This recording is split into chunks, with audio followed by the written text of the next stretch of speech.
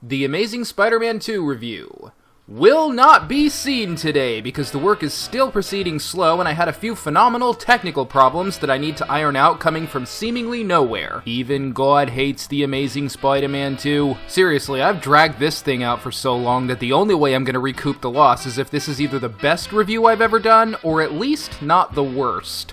Although it would be hard to top that stupid No Country for Old Men thing I did years back.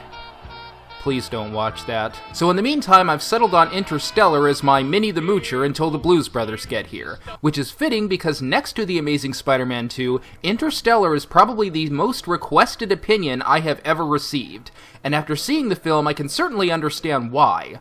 This is a film that was pretty clear I was either going to love or hate, and since you all know my tastes pretty well by now, it's safe to say that a lot of you thought I was going to hate it.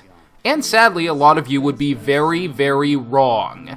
By the time Interstellar's 3 hours were up, I felt as though I had had a complete cinematic experience that made me excited at times, made me think at times, made me feel at times, and I couldn't stop doing any of those three things days after it was done.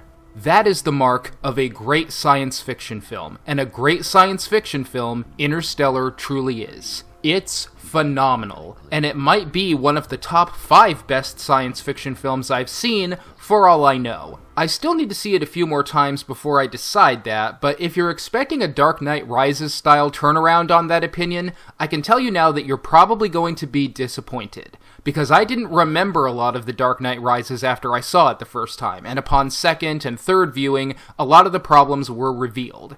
Interstellar's 3 hours worth of content is still very fresh in my memory. It's that good. There are entire scenes, sequences, and moments that I remember better than some films I have tragically seen more than once. Christopher Nolan's Interstellar was a cinematic experience that refused to leave my consciousness and demanded to be pondered, which is all the more surprising considering Nolan's last film was kinda shit. But Nolan is one of those filmmakers where even when he makes a film I don't like, I just can't be mad at him for it, because there's always integrity behind what he does. He cares about the films he makes. He cares about the process of making them. No, I didn't like Inception. I thought the core ideas were good, but that the execution, and especially the details, just made it fall apart. But there is a respectable film there nonetheless. And every time I see a film from him that I don't like, I don't despair afterwards, because I know that when he does strike the right chord with me, his next film is going to be amazing. And that is exactly what happened with this one. I would venture to say that even put alongside The Dark Knight, Interstellar may be Christopher Nolan's best film to date. It begins in a never-specified but not too distant future where humanity is running out of food, atmosphere, decent weather conditions, and basically an at-all habitable planet. And this entire issue is framed around a farmer and his young daughter. This farmer was once an astronaut, but with things being the way they are on Earth, what little resources we have are no longer being squandered on things like a space program. In fact, any time any character in the opening has aspirations of anything other than farming or the like, they are quickly shot down by academics and sometimes even family members. Because we don't need things like astronauts, pilots, or engineers. What we need is fucking food. It's a somewhat post-apocalyptic setting that doesn't devolve into dog-eat-dog and instead demands that we save ourselves through practicality versus passion and aspiration. But in doing so, it robs the population of that adventurous spark that makes us truly human.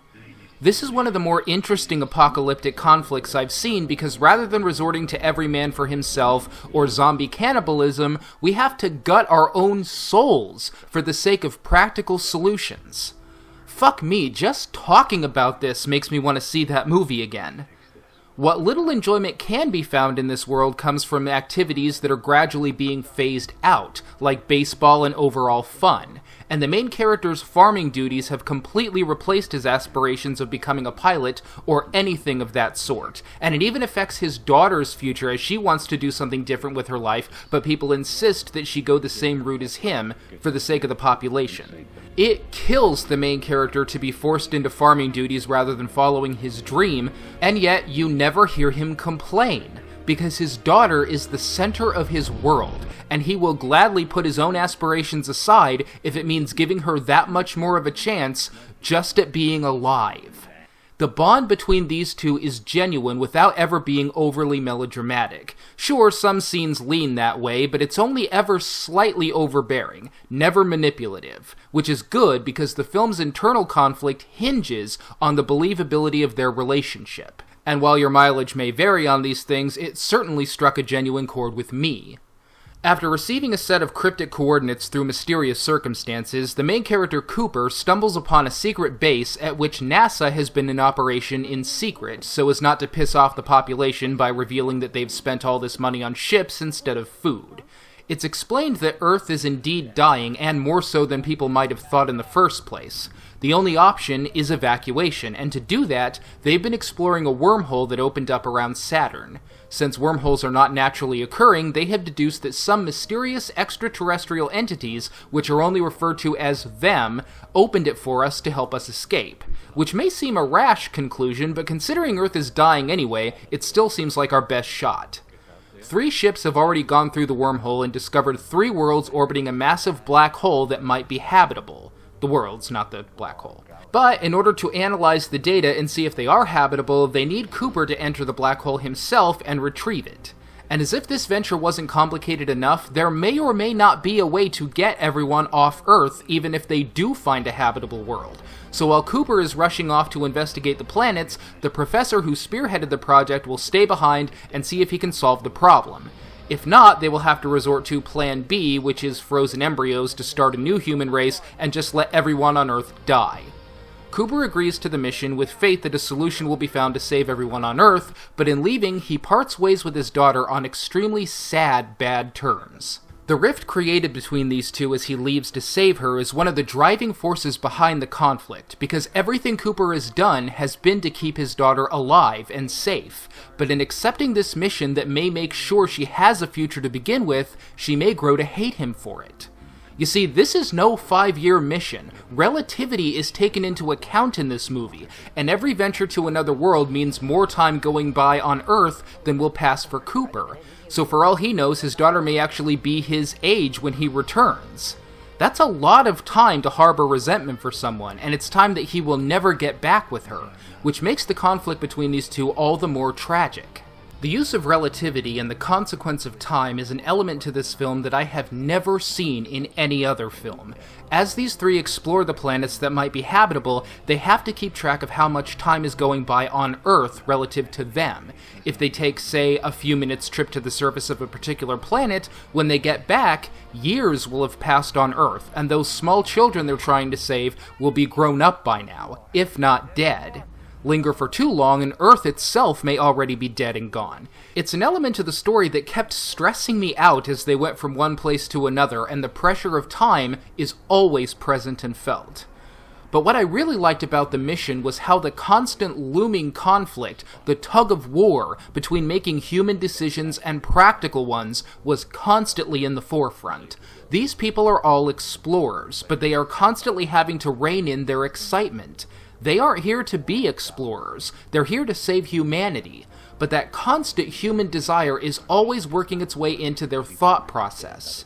There's a bit in the middle of the film where the characters have to choose between one of 2 potential planets, and the conflict ensues between making an intellectual decision or an emotional one. That exchange fiercely focused what the themes and motifs of the film are, and it was absolutely incredible. Another issue is our real priorities. Cooper will occasionally talk about the need to save humanity, but several conversations reveal that what he is really interested in is saving his daughter, which raises the question of what our individual priorities are versus the common good. If you have to choose between saving 1 stranger or a dozen strangers, you will be likely to save the dozen. But if you had to choose between saving 1 person that you know and love or a dozen strangers, that decision is going to be a lot harder for you. Or it might be tragically easy for you.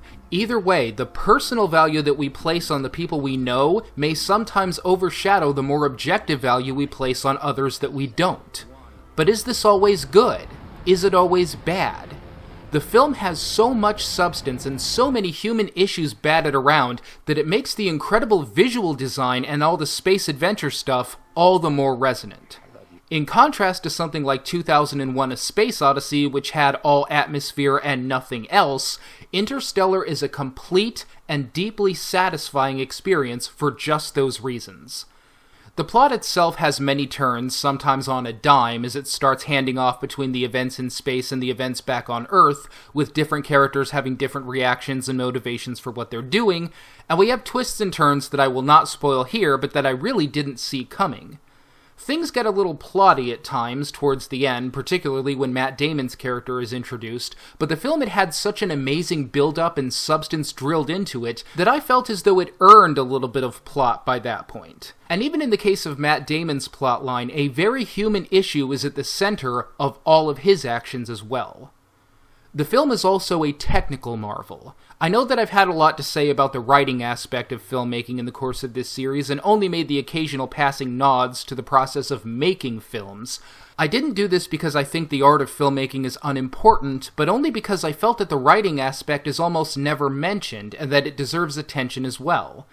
Recently, however, I've come to realize that in trying to get rid of all that bathwater in a lot of my earlier reviews, I forgot that there may be a few babies in there, so I've tried to give a more balanced attention to an entire film's production. So with that said, the film is made brilliantly. Nolan isn't the most stylized director who ever lived, but his craft of filmmaking is just so genuine. The effects, which in the hands of any other filmmaker would likely be CGI, are done with models and puppeteering instead, at least for the most part. As a result, there is a rich detail in everything you behold, the likes of which you just can't capture on a computer. I was blown away when I discovered that the robots were all done using puppeteering effects, because the effect was simply astounding, and again, far more real looking than going the CGI route. Nolan is a filmmaker that values the process just as much as the result, and as far as his directorial career is concerned, Interstellar may be his best film to date.